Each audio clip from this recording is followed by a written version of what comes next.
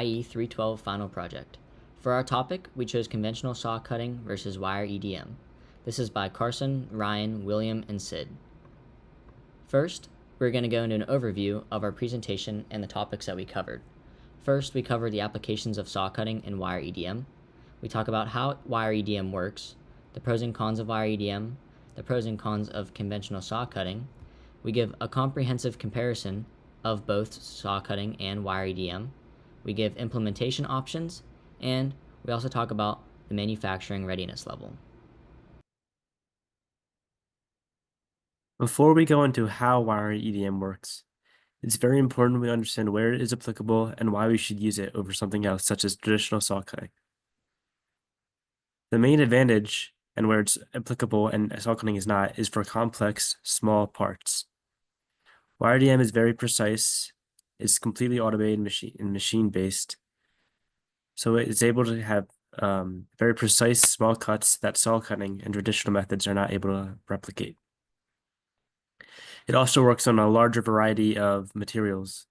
For example, it can work on hard and brittle materials, where if you do traditional saw-based cutting, the material may completely break up.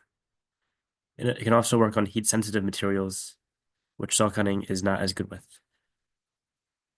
However, it's not applicable in other places where saw cutting is applicable. For example, if you want to cut large parts and cut them fast, it is much faster to cut with a saw cutting method. For simple cuts as well, it would be just faster and easier to do the traditional method. And because of their large size and complexity, it's easier to transport the saw cutting as compared to the wire EDM. Where they both work is for conductive materials, which is most metals. For wire EDM, that's a necessity, but for saw cutting, it is not. And they can both do straight cuts, and they have very good repeatability. A wire EDM works by using a brass wire and a dielectric fluid, usually deionized water, to cut the conductive material with electric discharge or sparks. The deionized water is used to cool down the piece to stop excess heat from building up. It also acts as an insulator to stop any premature electrical discharge. Finally, it is used to flush the metal particles and any other debris from the area to keep the area clean for cutting. They recycle and filter the deionized water to minimize cost and waste. The wire never actually touches the metal and can be made out of a few other metals such as tungsten or molybdenum. There's also a spark gap which stops short circuits from occurring. The pros of using a wire EDM lies in the fact that it can be CNC controlled. This allows for complex geometry to be created accurately without human error. The wire EDM can also cut any electrically conductive material, making it perfect for cutting hard materials and alloys. It can get up to plus or minus 0.005 millimeters of tolerance on cutting and surface finishes up to zero point 0.8 microns. There is no mechanical wear, meaning it can machine very brittle objects without deformation. Objects cut could be titanium, steels, brass, and even superalloys. Some cons of using wire EDM is the high cost of the machine. They can cost anywhere from $20,000 to $150,000, which means that they are a big investment. New wire also has to be constantly fed as the discharge causes great damage to it. Wire EDM isn't great for cutting, tubing, and other hollow objects because of the short distance and the clamping necessary, which could deform the tubing. Another issue with the wire EDM is that it can only cut conductive parts, meaning wood, rubber, and other non-conductive materials won't be able to be cut. There is a chance for oxidation to occur on the parts after it's been cut as well, meaning additional surface finishing will have to be done, which will cost more money. Finally, it can be very slow. This is because of the extreme tolerances it is able to achieve, meaning it will take far longer to cut than a traditional cutting saw. I will now talk about the pros of conventional saw cutting. One of the biggest advantages we gain from relying on conventional saw cutting is how quickly we can train new operators. With conventional saws like band or chop saws, training can be completed in less than a day. We avoid the need for CNC certifications or complex machine setup walkthroughs. When onboarding seasonal or short-term support, this can be extremely beneficial. It can take a while for a new hire to get up to speed on automated systems. Conventional saws reduce that ramped up time significantly. From a cost standpoint, conventional saws are much cheaper compared to complicated machinery like CNCs or laser cutters. As CNCs and laser cutters can cost up to 10 to 15,000, a a reliable industrial grade bandsaw can be acquired for under $3,000. This allows us to equip multiple workstations or even dedicate saws to specific materials without overspending. We also save by not needing licenses, dedicated softwares, or advanced systems. The mechanical nature of conventional saws also makes it easier to diagnose problems as it is straightforward. Most issues can be traced to worn blades, motor faults, or misalignment. Repairs can often be done in-house without needing specialized technicians, which keeps downtime to a minimum, reducing long-term wasted time on solving these problems. The versatility of the conventional saws is also extremely beneficial. The operators need equipment that handles the variety of materials we use without retooling or complex set changes. With conventional saws, we simply swap the blade or adjust the feed speed depending on the material.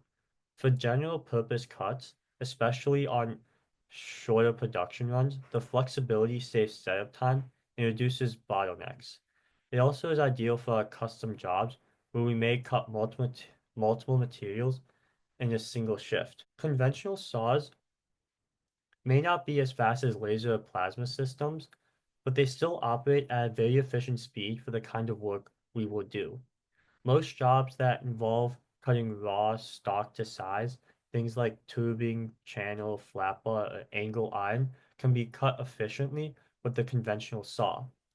A operator can cycle through dozens of cuts per hour with minimal downtime, especially when cutting the same material.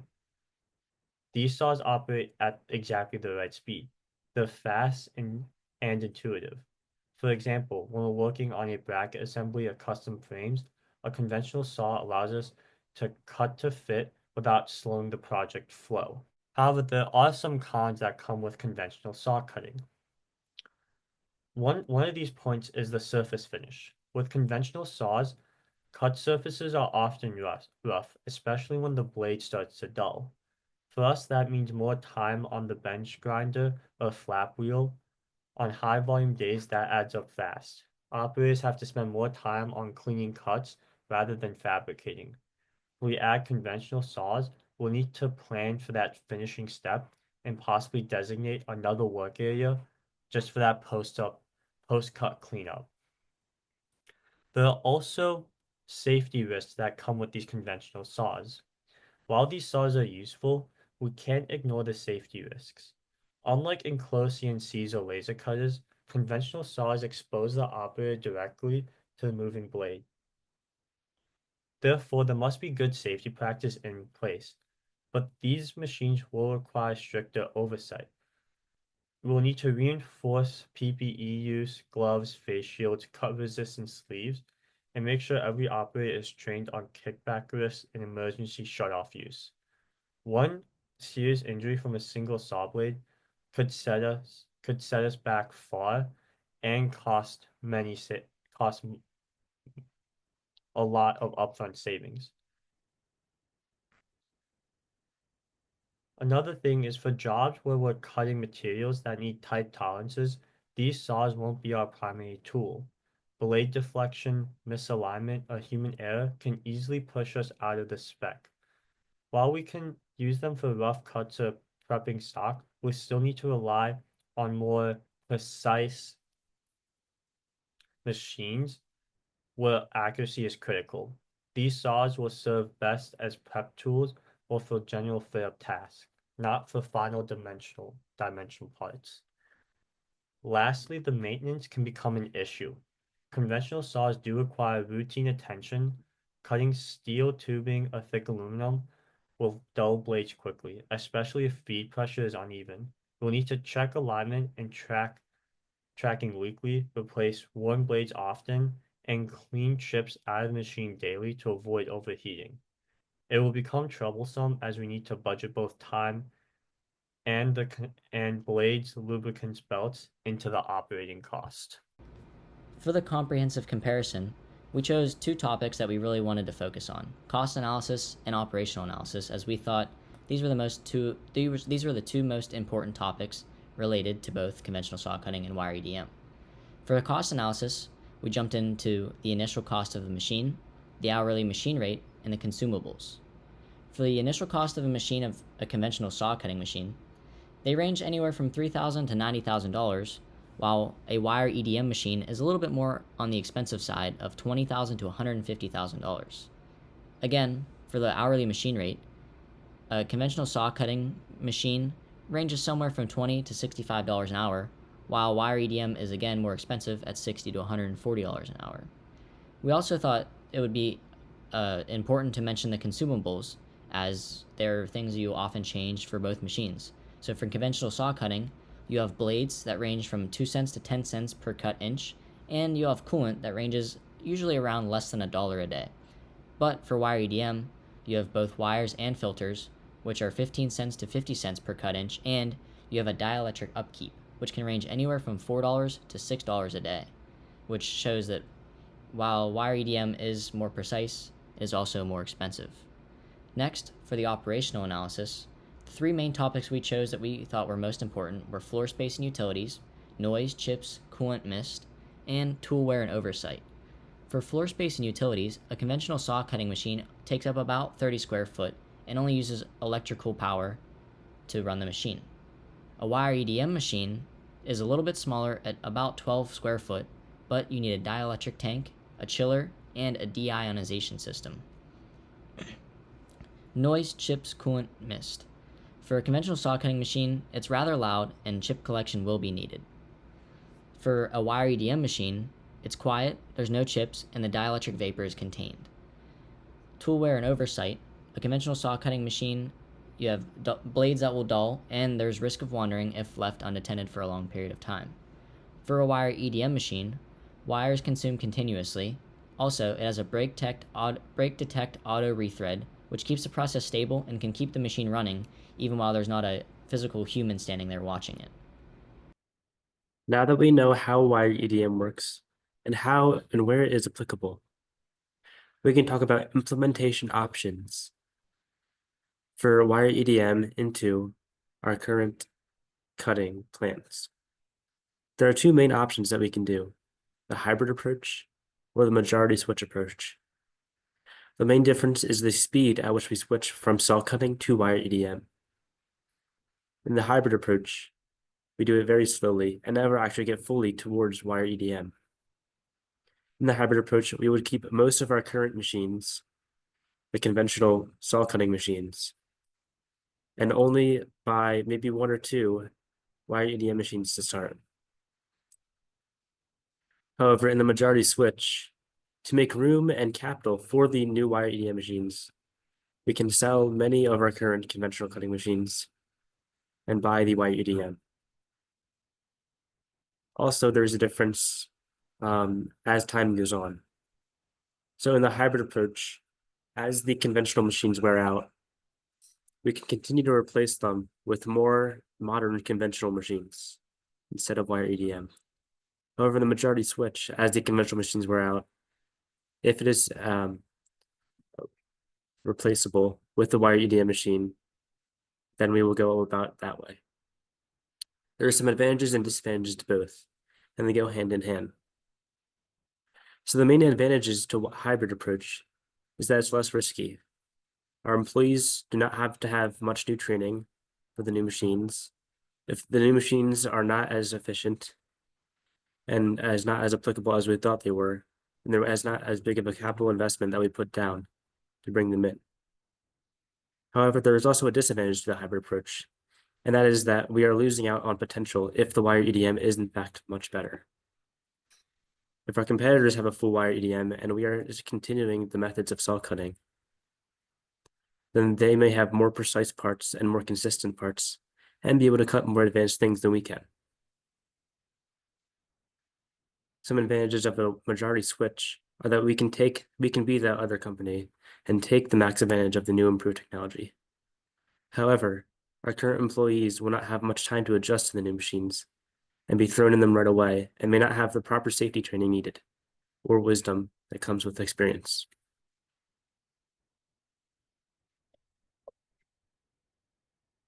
The next topic we covered is the manufacturing readiness level, also known as MRL. For this, we considered maturity, automation, supply chain, and training availability. For conventional saw cutting, it has been around for a long time, so it's very mature and it's widely used. So it has a manufacturing readiness level of 10, which is the highest it can get. For wire EDM, on the other hand, it's mature, but there's fewer shops and fewer experts as it hasn't been around as long, but it still has a rather high rating of 8 to 9. For automation, conventional saw cutting is easy to automate, and it's been proven safe and secure and successful many times. For wire EDM, automating is more complex, but it is improving. For supply chain, it is easy to source machines and parts for conventional saw cutting as there's many suppliers and there's many factories and companies all around the world using conventional saw cutting. Wire EDM has fewer suppliers and is more specialized. Since it's such a much more new process of cutting, there are still fewer suppliers and it's rather advanced, so there's only a certain amount of suppliers that can actually provide the needed parts. For training availability, conventional saw cutting mainly just requires common skills and is much more simple to teach. Wire EDM requires specialized knowledge. This is because there is computer automation needed, and it is a much more complex process. For our final thoughts, we thought each method has its niche. Choose based on material, complexity, and budget. Wire EDM excels in precision and complex geometry, while conventional saw cutting is fast, low cost, and broadly accessible.